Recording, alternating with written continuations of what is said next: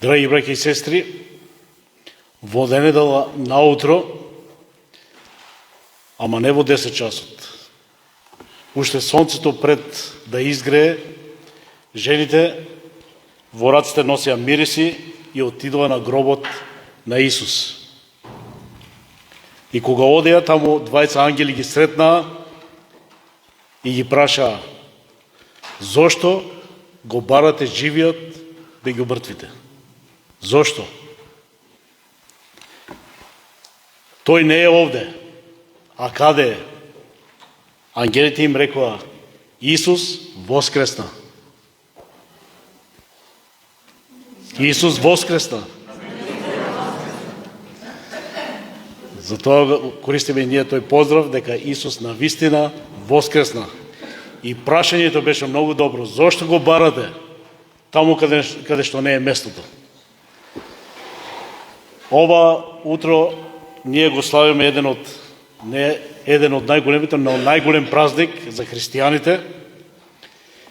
И никоја друга религија не може да го слави тој празник, бидејќи само Исус е тој кој умре на крстот, беше погребан и одново оживе. Тој покажа дека тој дојде од небото, каде што е вечниот живот, дојде во земниот живот. Од земниот живот влезе во земјата. Од земјата одново излезе да ни покаже на нас дека живот после смртта има. И никој не може да каже дека не верува дека тоа постои. Исус е доказот, Исус е тој вистински пример кој покажа дека после смртта одново живееме, бидејќи душата не умира. Ние ова утро ќе го славиме нашиот Господ и Спасител Исус Христос со песни, со проповед од Словото Божие. Заедно со вас ќе пееме, ќе се радуваме и ќе го славиме. Овие денови имаше снима од Сител телевизија и нив ги интересира како се слави Великден. Со што ние славиме и како ние го славиме. Знаете, во некои цркви тоа се слави на многу различни начини.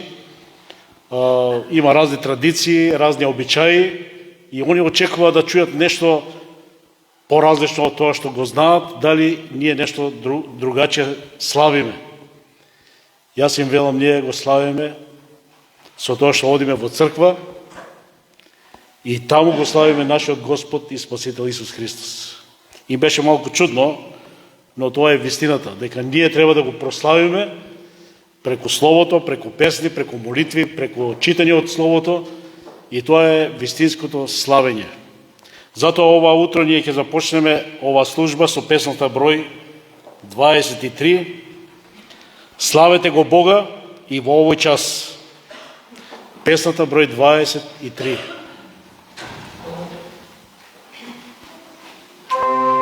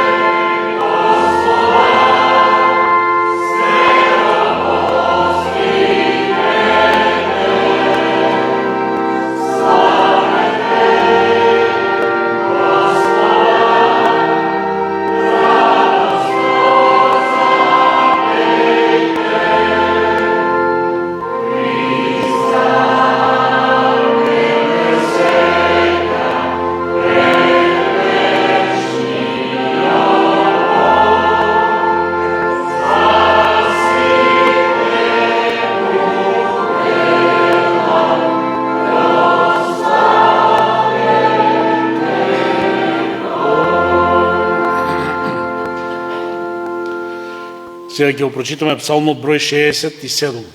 Псалм број 67.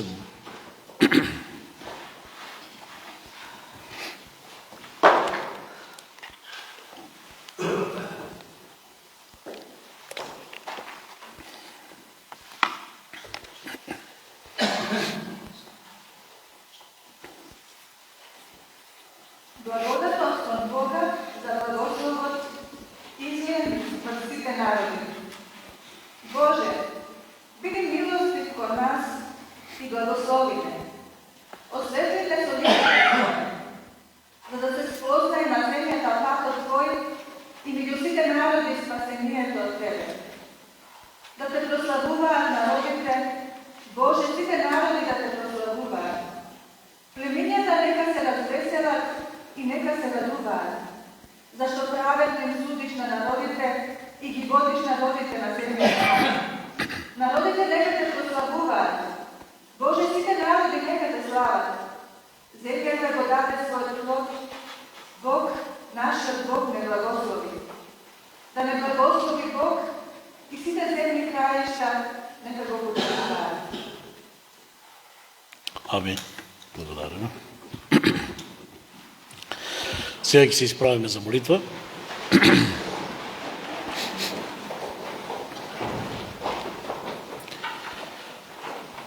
Господи и Татко наш небесен, и ние те прославуваме, и ние нашиот глас го издигаме кон Тебе, да ти кажеме слава на Тебе, фала на Тебе, за тоа што го стори Ти на крстот, на Голгота, каде што ги зеде нашите греови. Господи, Ти ги плати нашите казни. Ти го помири долгот со Бог, бидејќи ние треба да одговараме, бидејќи ние требаше да платиме за нашите греови. Но Ти ја пролија својата крв на Голгота како жртва, еднаш за секогаш за сите нас. За ние кои што не бевме родени, за ние кои што не се знаеше и кога ќе се родиме. Ти уште тогаш плати за нас, бидејќи знаеше дека и ние ќе бидеме грешни, и ние ќе бидеме недостојни. Господе, Ти си единствен. Нема друг Бог кој направил таква жртва. Нема друг Бог кој толку ги сака луѓето. Нема друг Бог кој прави се за да можат да бидат спасени луѓето. Татко небесен, фала Ти што Ти ни ги опростуваш нашите гревови. Фала Ти што Ти ги забораваш и ги очистуваш во Твојата крв, бидејќи со ништо друго не може да бидат очистени нашите гревови. Единствено нешто е само да бидеме очистени со Твојата крв, барајќи милост од Тебе, кајајќи се за нашите гревови и, Господе, да живееме за Тебе. Ти го правиш тоа, но сакаш ние да се посветиме на Тебе. Сакаш нашиот живот да го посветиме на Тебе. Како што Ти го посвети Твојот живот на нас, сакаш да Ти возвратиме и ние на тој начин. Господе, прослави се и денеска, но не само денеска. Секој ден нека биде за нас велик ден. Секој ден ние да се сеќаваме на таа жртва. Секој ден, Господи, да го славиме Твоето име. Секој ден да го вршиме тоа што е по Твојата волја. Господи, и ова утро Те молиме за Твојот благослов преку Твоето Слово. Твоето Слово да биде искажено, да биде упатено кон нас, за да можем да го разбереме, да можеме да го прифатиме, да можеме да го живееме. Прослави се Ти, Господи. Те молиме да Твоето Слово денеска насекаде се пренесува. Денеска насекаде се зборува за Тебе. Денеска сите луѓе се сеќаваат на Тебе. Но, Господи, да не биде тоа само денеска. Нашиот народ се сеќава најчесто кога се тие празници, но после те заборава. Господи, Те молиме за нашиот народ, Дај, отвори им ги умовите, очите, срцата, да можат да те прифатат, да можат, Господи, да те имаат во своите срца и да можат да те прослават вистински. Нека е слава и чест на Тебе, Господи, ова утро. Сите ние да се чувствуваме убаво, весело, радосно во Твоето присуство и во Твојата слава. Те молиме, Татко, во името на Исуса Христа. Амин.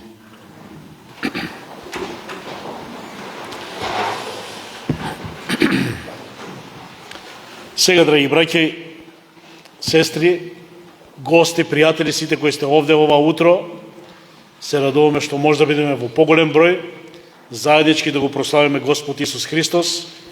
Ова утро ќе имаме посебно припремено песни од нашиот хор, кои ќе го прославиме Бога. Затоа ќе ги замолам да излезат. Ќе испееме две песни.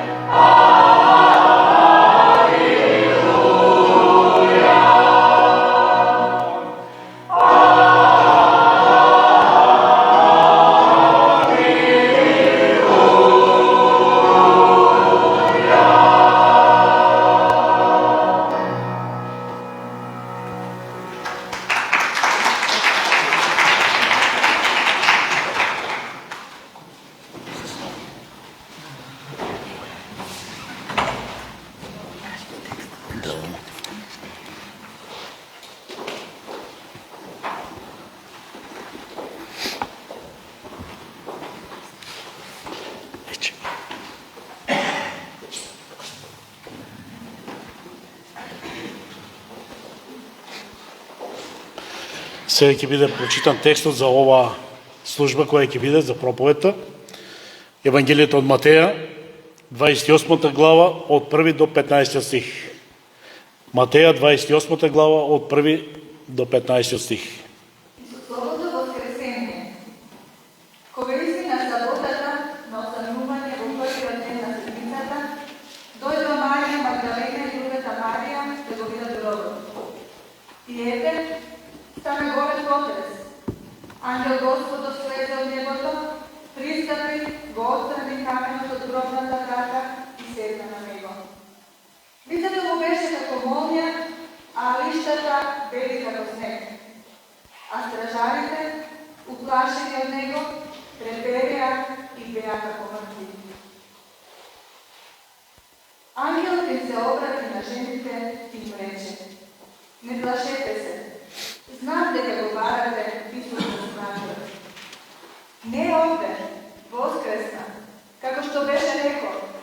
Дојдете и видете го местото каде што лежал Господ. Па отидете брзо и кажете им на учениците негови дека тој воскресна од мртвите. И ете, ќе одите пред вас во Галилеја, таму ќе го видите. Ете, ви кажам. Излегоа брзо од гробот, со страх и голема радост и отрчаа да им соопштат на учениците негови. Кога одеа да им јават на неговите ученици, Исус ги пресретна и рече: радувајте се. А тие се приближија, ги гуштаа нозете негови и му се поклонија. Тогаш Исус им кажа: не плашете се. Одете и соопштете им на браќите мои да отидат во Галилеја и таму ќе ме видат.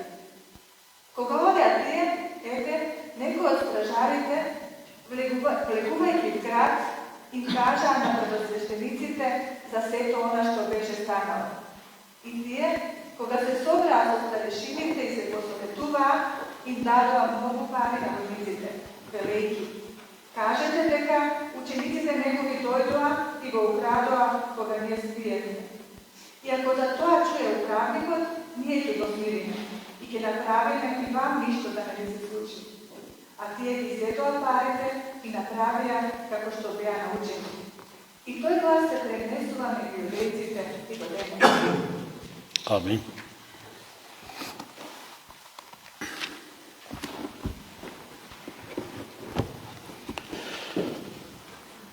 Мило ми е, се радувам што ова утро сте дојдени овде.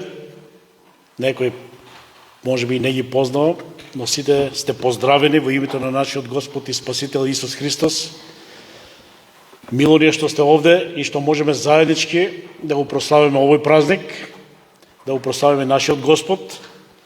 А посебно сакам да го поздравам нашиот брат кој ќе не води ова утро во Словото Божие, братот Павле Цеков со неговата сопруга Ирена. Он е од Колешино во Словачка, сега од Словачка дојден во Колешино да ни послужи со Словото. И се радуваме нека Бог не благослови сите заедно преку тоа Слово, да можеме да се научиме уште нешто, бидејќи Божјото Слово е, како што велиме, неисцрпно. Секогаш проповедаме, секогаш се зборува од него и секогаш има нешто ново. Сигурно Бог припремил и ова утро за нас, да не охрабри, да не освежи, да не израдува преку неговото Слово. Затоа ќе го замолам нашиот брат да дојде и да ни послужи со Словото.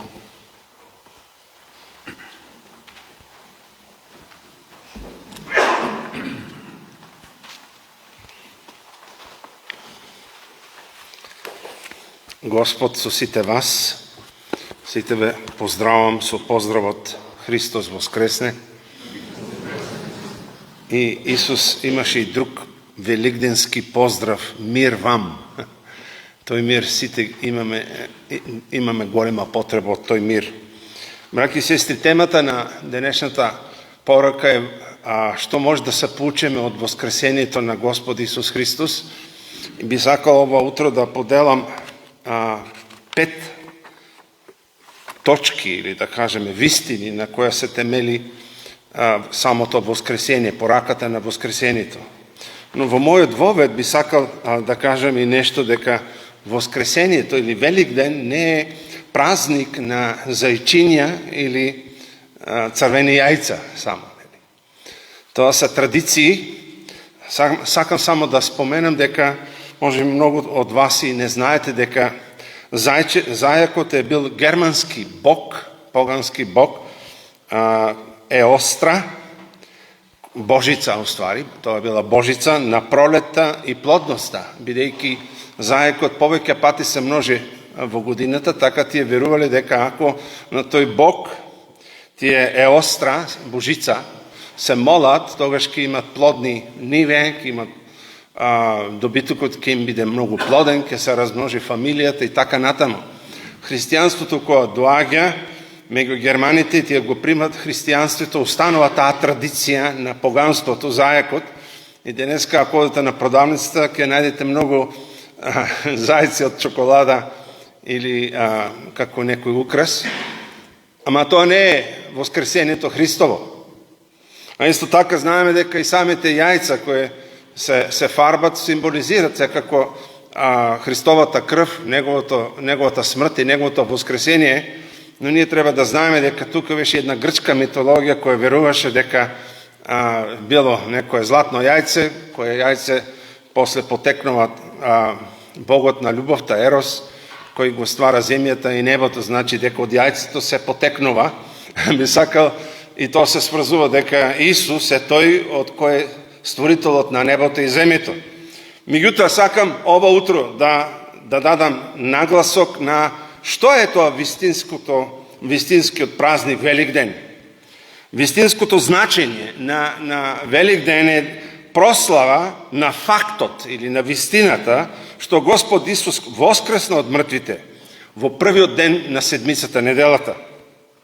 Но ајде да се вратиме на ова утро, кој што веќе слушнавме, кога Господ Исус Христос воскресна од мртвите.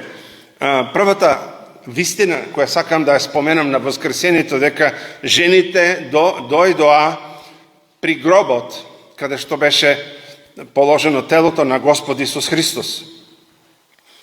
Во различните евангелија не се зборуват различни информации. Не е контрадикција, бидејќи секоја евангелие го дополнува и имаме целата слика, како мозаик. Секоја една евангелие додава информации и на крајот имаме прекрасен мозаик или прекрасна вистина.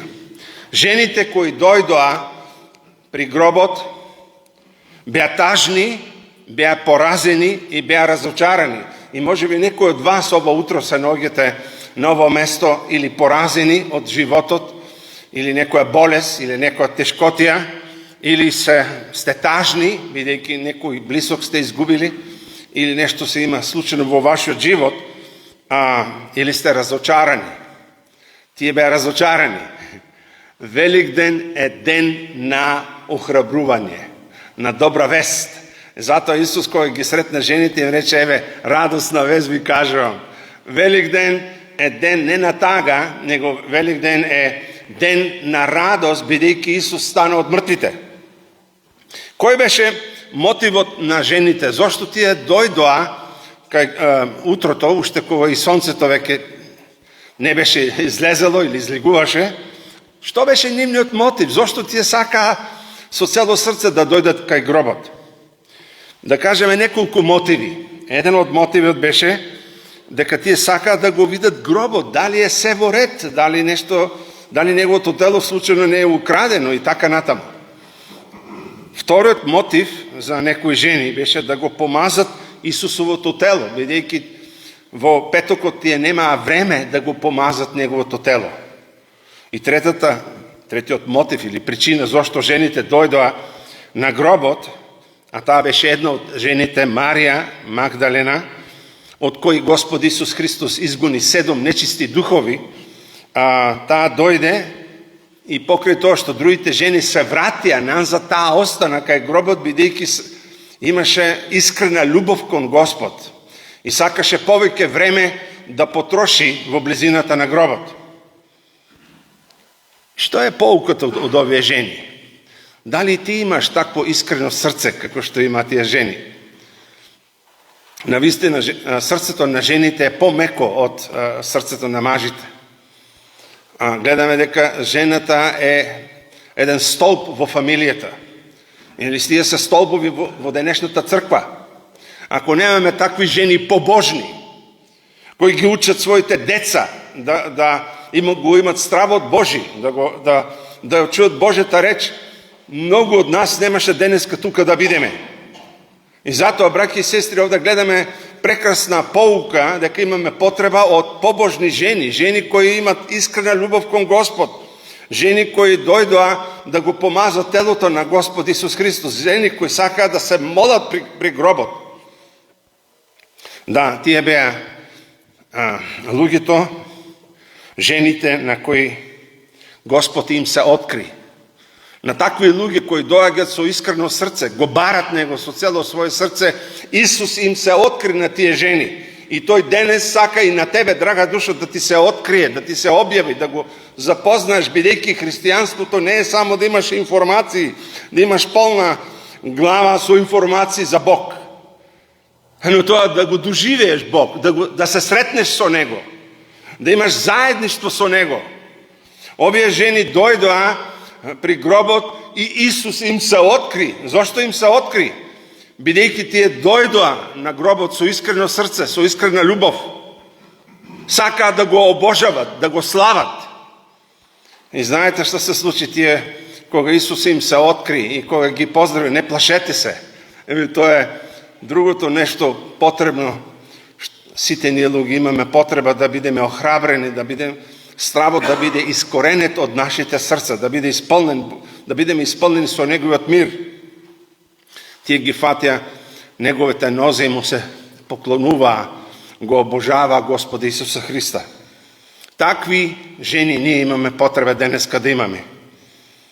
Бидейки фамилията без такви столбови, побожни жени е половична фамилия, не цела. Втората точка која сакам, или вистина, која сакам да кажам поука за самото воскресение е пораката на ангелот. Интересна работа е, кога Исус се роди, ангелите сведочеа, зборува за неговото доаѓање.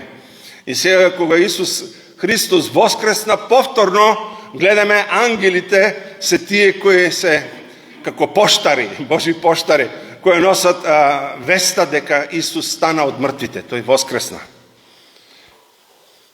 8 поуки може да се извлечеме од ангелот, од пораката на ангелот. Дозволите на брзина, бидејќи времето тече, да кажем дека прво нешто што може да се поучиме од ангелот, тој го одмести каменот од гробот. Тој тежок камен за кој жените и по патот може би зборуваа како ќе го решиме тој проблем, има огромен камен на гробот, кој ќе го отстрани тој камен? Бог го реши тој проблем. Тоа што не е можно за нас луѓето е можно за Бога.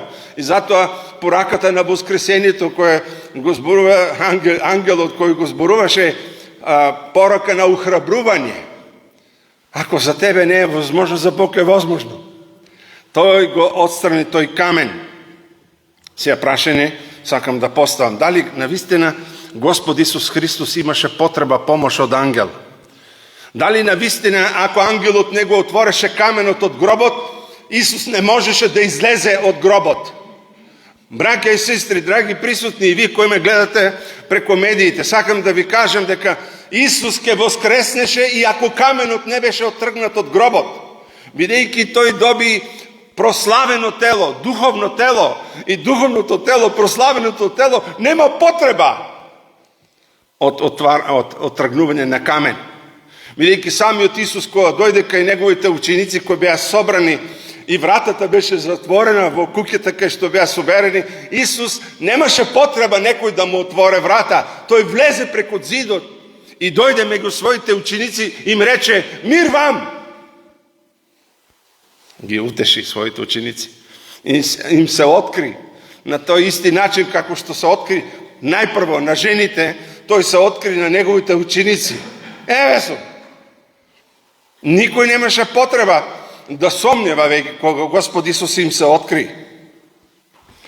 Ама зошто пак каменот требаше да се отргне заради тебе и заради мене? Не заради Господ Исус Христос. Ако каменот не беше оттргнат од гробот, понатаму учениците, можеби и луѓето ќе сумњаа дали тој е вистина воскреснат. Гробот е запечатен. Тој гроб е единствен гроб кој е отворен. И денеска сведочи на сите луѓе по целиот свет. Ама тој гроб беше отворен и каменот беше оттргнат за сведочанство, да сведочи за тебе и за мене. Да, гробот сведочи. Исус кога влегуваше во Јерусалим и кога луѓето го славеа, кога го обожаваа, некои сакаа да ги застават, да ги замолчат учениците, да не го слават Господа. Он што рече Исус? Ако тие престанат, ќе направам камењето да викат и да ме слават. И моето срце многу се радуваше кога слушав овој хор, овие песни тука. Тоа е нешто вечно. Да го обожаваме Бога, да го славаме Бога. Навистина тој заслужува. И гледаме и во овој текст како каменот се отргна, за да можеме да се ние луѓето увериме. И моја молитва е, кога вчера и тие денове размислав за да зборувам пред вас, мојата желба беше Бог да ни го тргне пердато пред нашите очи, да ни се открие, да го познаеме, да не увери, ако имаш сумња да ја отстрани, навистина да можеш да поверуваш во Него, да го прифатиш како свој спасител, како воскреснат Господ, не само тој да биде некоја слика закачена на вашата куќа или во твојата кола, него да биде закачен во твоето срце. Тој сака да живее во тебе, тој сака да те духовно воскресне. Тоа е пораката на Велик ден. Исус воскресна за да може тебе да те духовно воскресна.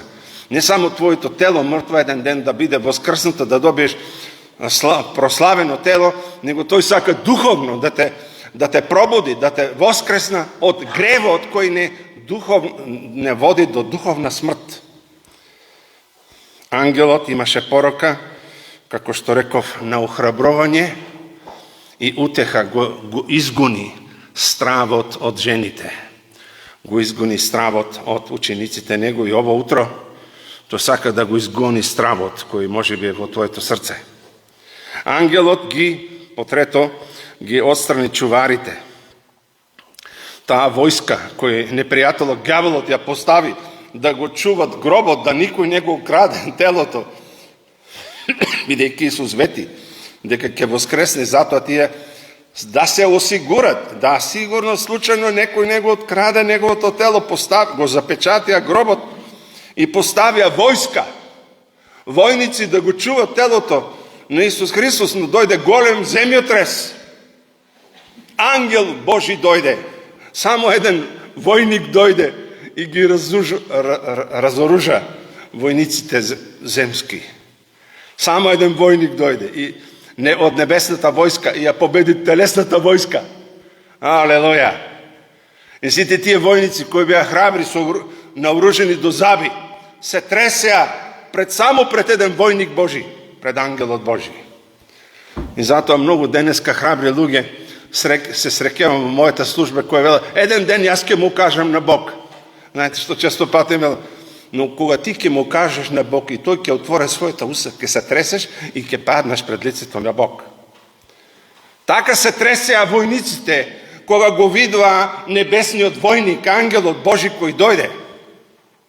Се тресеа и избегаа од присуството на ангелот. Ангелот го отстрани каменот и седна на каменот. Тој направи победа над непријателот. Ангелот ги подсети жените. Што ги подсети? Алелуја. Тој рече од 5 до 7 стих. Што рече? Дозволите да го прочитам тие стихови. Вика, не бојте се. Првото зборче беше. Секој зборче има голема тежина. Зашто знам дека го барате Исуса распнатиот. Распнатиот. Ги подсеќа нив и сега тој празник, Великден, не подсека на големиот петок. Дека Исус беше распнат. И без смртта на Господ Исус Христос, ако не платеше, тој место тебе и мене, ние до ден денеска ќе бевме духовно мртви, ќе бевме далеко од Божјата присутност. Не подсетува на животот во минатото, животот без Бога. Јас требаше да висам на крстот за моите гревови. И ангелите рекоа, нам дека го барате распнатиот, тој кој навистина умре на крстот на Голгота. Што рече? Не е овде. Тука радосната вест на Велик ден. Не е овде. Тој е жив, не е мртов веќе. Тој е жив. И вели тамо, воскресна, како што беше рекол. Тие заборавија на Божите ветувања, дека третиот ден ќе воскресне. Заборавија на пророштвото, на цар Давид, на псалмите, на пророк Мојсей, кој рече, после мене ќе излезе поголем пророк. На сите 12 мали пророци и на тие 4 големи пророци, Исаја, Еремија, Езекиел, Даниел, кои зборува дека Исус, синот човечки, ќе трпа, ќе биде распнат на крстот и третиот ден ќе воскресна. Тој тоа ги подсети дека тоа е вистина, не е само некоја приказна. Но рече, значи ги подсети. Браќи и сестри, и ние често пати забораваме. Не само за телесни работи. Нешто е најлошото што израелскиот народ заборави на чудата кои Бог ги правеше во Египет. И ние сме многу слични на израелскиот народ. Забораваме. Имаме потреба Духот Свети да не освежи нашата мисла, да не подсети на Божите ветувања, на Божиот збор.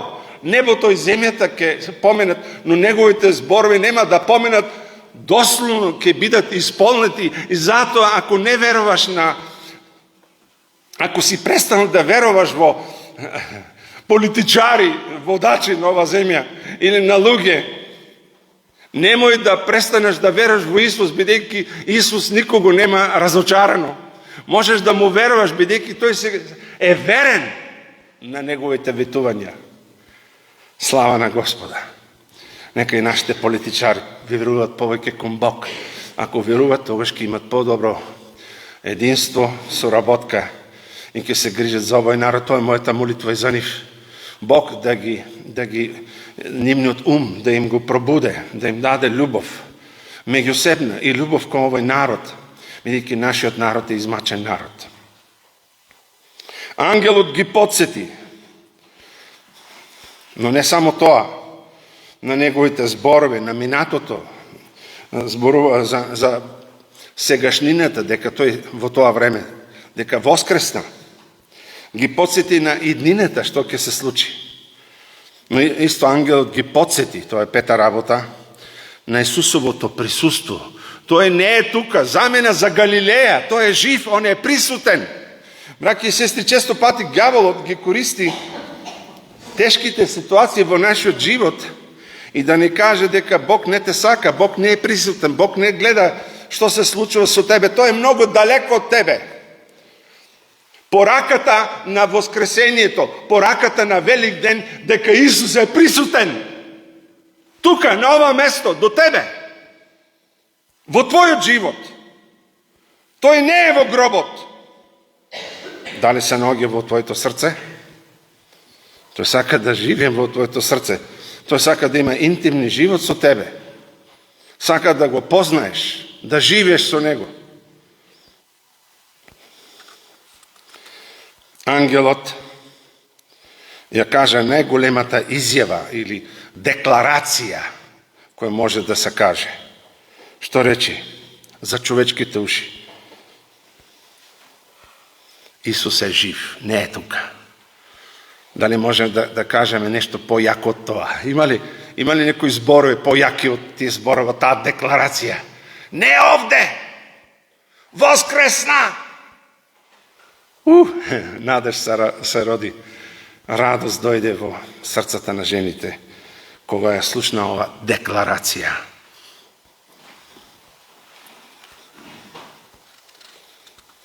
И знаете што се случи? Последната работа што сакам да кажам е тоа дека Исус потврди што тој тврдеше дека тој е. Тој рече, се сеќавате кога го воскресна Лазар, јас сум воскресение и живот. Кој е тој? Такви зборови да кажува. Кој може да опростува? Кој може да каже јас сум патот, вистината, јас и таткото сме едно? Кој може тоа да го каже? Но Исус со воскресението потврди кој е тој. Стави печат на неговите ветувања, на неговото зборче. Да немаш ни малце сумња да можеш да поверуваш. И тоа е всушност целта на Евангелијата. Кога слушаш тоа Евангелијата, радосна вест, да можеш да поверуваш во него. Исус ја победи смртта. Откровението 1:18 вели, јас сум Алфа и Омега, вели Господ, кој е, кој беше, кој ќе дојде, семокниот. Тој победи. И ангелот, значи, ги подсети жените, не подсетува и денеска, дека првото Евангелие, Генесис 3:15, а од родот на жената ќе излезе еден кој ќе го касне. Тој што ќе излезе од родот на жената, значи се мисли на Месијата, ќе го касне за петата, а тој ќе му ја сотре или ќе му ја уништи главата. Тоа е тоа прво Евангелие, еве се исполни.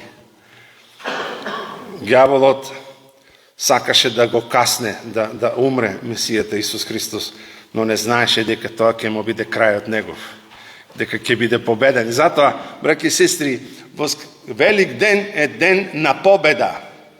Исусовата победа, ние треба да ја славиме Исусовата победа. Тој на крстот на Голгота умре и рече се сврши. И татко, во твои раце го давам својот дух. И знаете што се случи? Телото вистина умра, но во духот тој слезе во пеколот, каде што сите души на светиите беа собирани тамо од Адам па до Исус и не можеа да одат во Божје присуство се додека Исус не ја плати цената на крстот. И затоа што Исус е првороден од мртвите, затоа што Господ Исус Христос плати за тебе и за мене. Тој не е мртов спасител. Мртов спасител не може да спасува. Само жив спасител може да спасува. Сите пророци на други религии се мртви. И мртви пророци, мртви богови не може да спасуват. Но тој е вистинскиот, живиот Бог, кој може да не спасува. Амин. И затоа тој е победникот. Празниот гроб сведочи денеска. И знаете, ама тука завршуваме со планот Божи. Бог има план со тоа воскресение. Не можеме да молчиме. Треба таа вест да ја шириме. Затоа рече ангелот, одете на жените, кажите на моите браќа. Исус ги наречува неговите ученици браќа. Кажете им што видовте, кажете им. Не можеш да бидеш сведок ако нешто не си доживеал. Жените го доживеа, Господа им се откри, затоа може да сведочат. Драга душо, ќе бидеш сведок ако навистина се сретнеш со Исус. И моја желба е да се денес ово утро сретнеш со Него, за да можеш да сведочиш на другите. Пораката која ние имаме христијаните денеска е пораката на надеж, пораката на живот, пораката на победа, порака која го гони стравот, те полни со мир, порака на измирување. Тоа беше денот кога синот не измери со небесниот татко. Можеш да бидеш измерен. И затоа Исус се откри лично на жените. И тој сака, тој го направи првиот чекор. Жените го бара, ама ако Исус не им се открише, ако тој не го направише првиот чекор, тие не можеше ни да го објават. А тоа е милоста Божја. Тој сака на вистина ти да го запознаш ово утро, да се сретнеш со Него. И само тоа сакам да кажам, тој сака да му се поклониш со дух и вистина. Бидејќи многу се поклонуваат, ама не со вистина. Не со дух, само со уста. А Господ Бог рече на Израел, овој народ само со уста ме слави. Нивното срце е далеко од мене. Ама овие жени не имаа само уста, имаа срце. Меко срце. Срце кој се сретнаа со Исус. И затоа беа спремни да одат и на браќата негови во Галилеја, да им кажат да отидат, да се сретнат и да се уверат. И знаете што е најважната работа што Исус сакаше да направи? Да ја подкрепи малата вера на учениците. Да ја укрепи, да ја направи да биде јака. Може би поминуваш и ти преку искушенија, како што поминуваше и учениците кога го изгубија Исуса, кога беше распнат. Но тој ја воскресна нивната вера.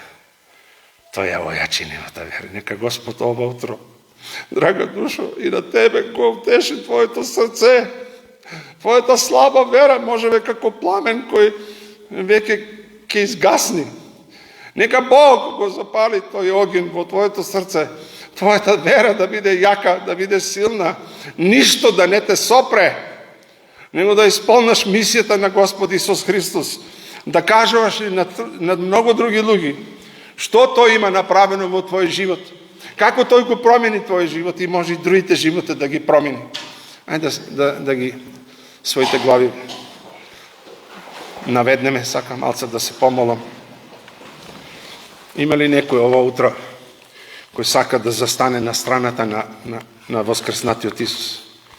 Или сакаш да ја слушаш лажата која војниците и евреите почнаа да шират од воскресението, дека е украден, дека Исус не воскреса. На која страна сакаш да се поставиш? Ако сакаш да се поставиш на страната на Исус, подигни својата рака. Ако сакаш тој да ти се открие, подигни својата рака. Тој сака да те дотакне. Алелуја. Господе, фала ти за тие неколку луѓе кои подигнаа својата рака, сака да бидат на твоја страна. Молим те, Господе, благослови ги, дај да сите ние ова утро застанеме на вистината, на страната на вистината, бидејќи лажата ќе не одведе во пропас. Ти си таа вистина, нема постои друга вистина, Исусе. Благословен е во името на Исуса Христа. Амин. Повелива.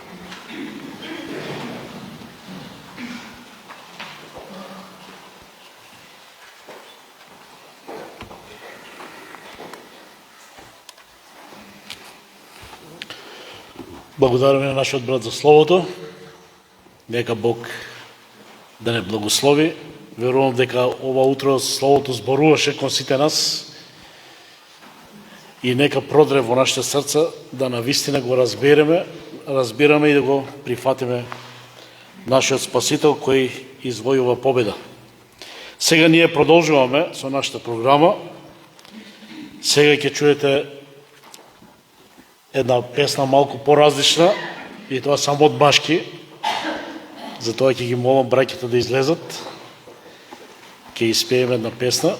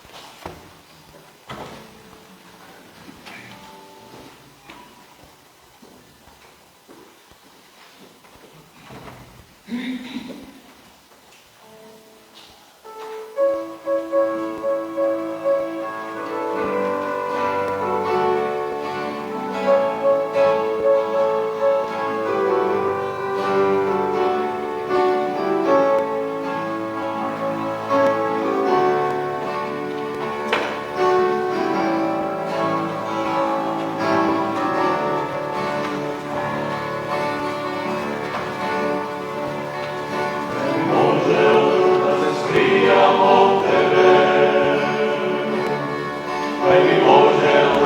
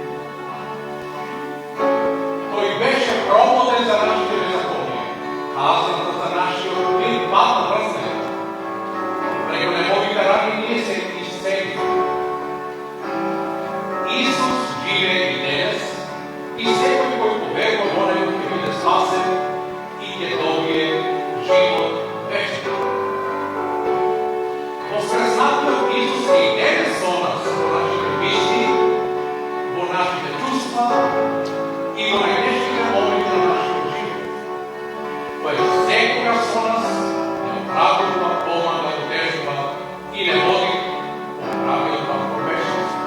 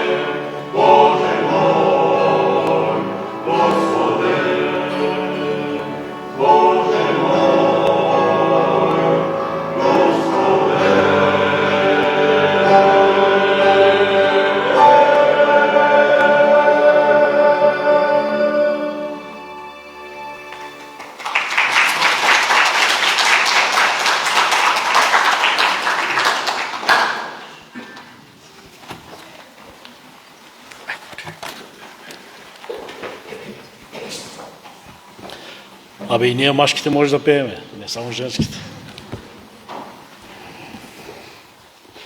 Малко изненадување. Сега ќе испееме песната број 133.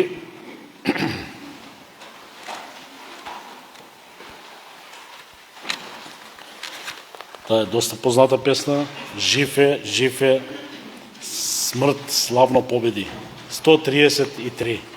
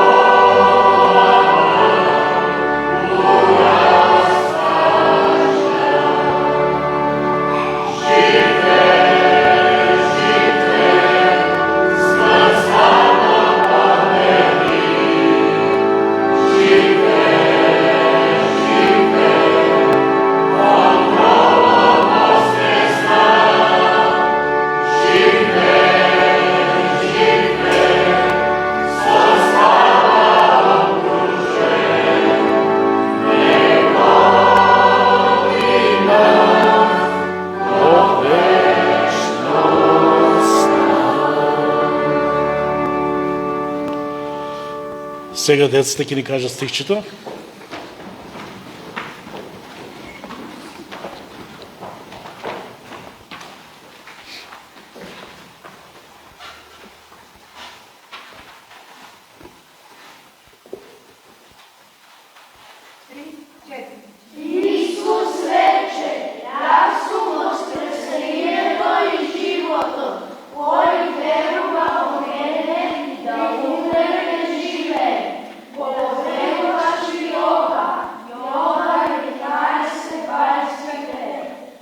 Браво, деца. На вистина воскресна.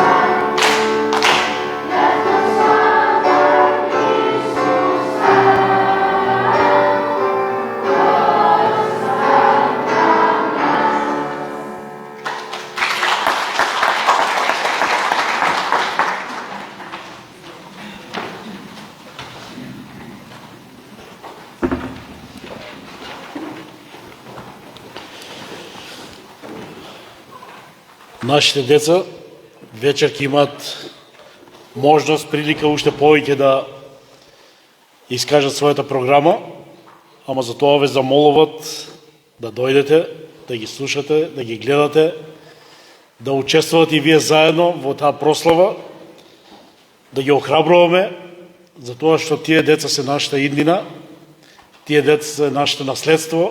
Ако ние ги поддржуваме, ако ние им помагаме, тие ќе продолжат. Ако ние ги оставаме сами, тогаш Сотоната има можност и прилика да си ги посвои. Затоа треба да ги поддржуваме нашите деца и вечер во 18 часот ќе биде вечерната богослужба специјално за децата, а и за сите нас. Дојдете, кажете и на други, повикајте и други да бидеме заедно. И следната недела во 10 часот ќе биде пак утринската богослужба. Денеска се слави во цел свет. Ама тоа зборува нешто друго. Секој на свој различен начин, но ние денеска исполнуваме едно пророштво, каде што вели Словото, до секој народ и до секој племе треба да стигне Божјото Слово. А ние денеска живееме во тоа време. Преку тие социјални медии, интернетот, земјата топка е заокружена веќе со Божјото Слово. Насекаде достигнува до секое место. Сите имаат телефони, сите имаат компјутери, гледаат, слушаат, што значи веќе ние сме во последното време, тоа се исполнува, бидејќи кога сите ќе го чујат Божјото Слово, до сите кога ќе стигне, тогаш доаѓа и крајот. И затоа нека да внимаваме. Ние сме при крајот, но да не останеме надвор од Христовата црква. Затоа нека да го славиме и денеска, нека да продолжиме да славиме и да го величаме нашиот Спасител и Господ Исус Христос. Сега за крај ќе станеме, ќе испеваме песната број 1, а брат Павле ќе не води со благословот. Ќе го замолам да излезе.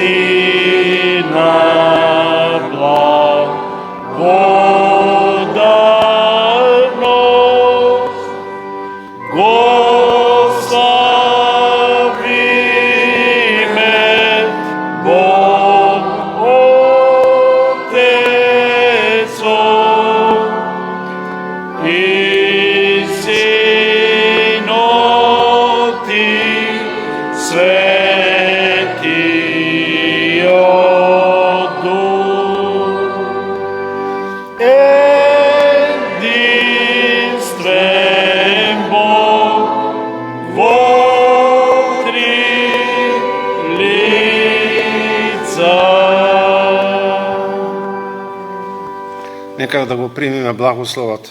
И милоста на нашиот Спасител Господ Исус Христос, љубовта на Бога Отецот и заедницата на Светиот Дух нека биде со сите вас од сега на сите векови. Амин. Амин. Службата е завршена.